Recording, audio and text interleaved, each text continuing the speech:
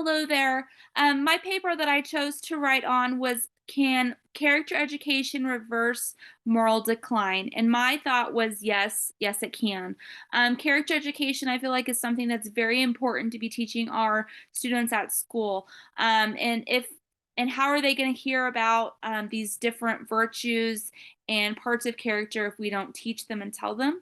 Many students, their family and their home life is busy, and parents don't have a chance to really help instill these virtues and characters into their kids. And so at our school, one of the things that we do is we have a different topic for each month, and we spend about 20-25 minutes in the morning going over that topic. And so last month we had empathy, and we talked about empathy and did different activities and just focused on that word for the month. And then this month it is self direction. But especially with kids, one of the things I really like to encourage kids is if they are able to advocate for themselves. That's a big thing, especially as a sixth grader, just being able to advocate and say, you know what, I need to go sit in the back. I feel like that's going to be a better learning environment for me. That is a big thing.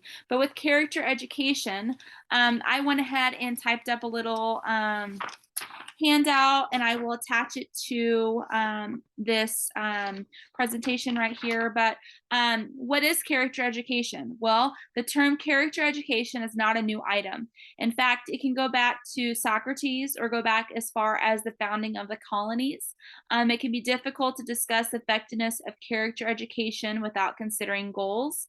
And the central goal of character education is the development of establishing character in students. That is the end goal. We want our students to be better. We want them to be better than when they were when they first came into our classroom at the beginning of the year. We want them to grow. We want them to be all that they can be. And character education has been demonstrated to be associated with academic motivation, academic achievement, pro-social behavior, conflict resolution, democratic values, moral reasoning, maturity, responsibility, respect, self-control, self-esteem, social skills, trust in and respect for leaders. Um, Character education kind of goes back to when Horace Mann was around, and he had a hope that schools could contribute to a crime-free and moral society. And this was mentioned in our textbook.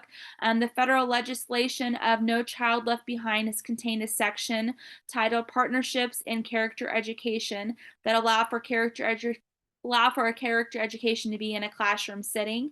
The No Child Left Behind is making sure that no child is left behind in their learning.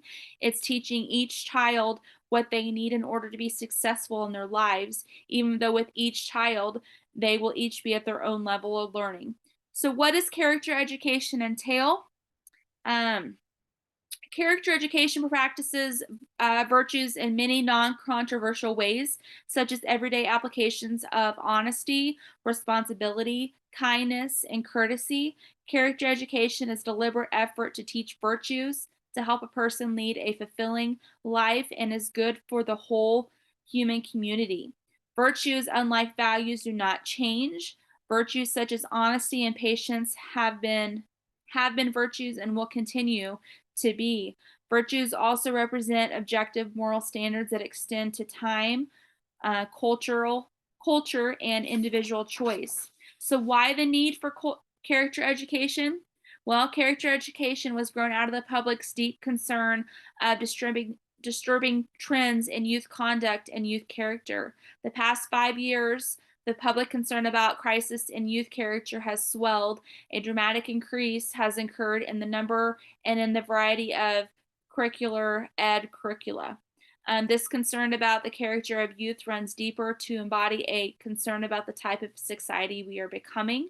And with character education being taught, students have a greater way to be able to learn these character qualities and attributes and to be better students and better citizens. And I think about it like this: we only have our students for a short time, and so each day, each week, each month, we get to make an impact on them and their lives, and we get to teach them and help them grow. And for many schools, this is the only place where character education is being taught. And if we don't teach our students, then how are they going to hear about character education? And how are they gonna grow? And how are they going to be the best that they can be? And so we have such a great opportunity as educators to be able to do that, and to just help students. And there's going to be different chances where we can give examples of character. Like, for instance, one thing that comes to mind right now is giving examples of honesty. Maybe going through with the character education and having a skit where each group has to come up with an example of being honest versus an example of being dishonest. And we never know these when this education that we've taught our kids about character, we never know when they might be faced and have to make a decision of if they're going to be honest or not, or if they're going to do the right thing or not. And at school, when we talk about these are little seeds that might be planted in their hearts and in their minds. And so when they are tempted, and when they are having a hard time, they can think back to what was taught at school. And I'm hoping that maybe they'll choose the right choice, that they will choose the right thing that they learned. And in this case, it would be being honest. So thanks so much. This was um, a, a great paper to write about, and I appreciate all that you do. And thanks so much. Bye.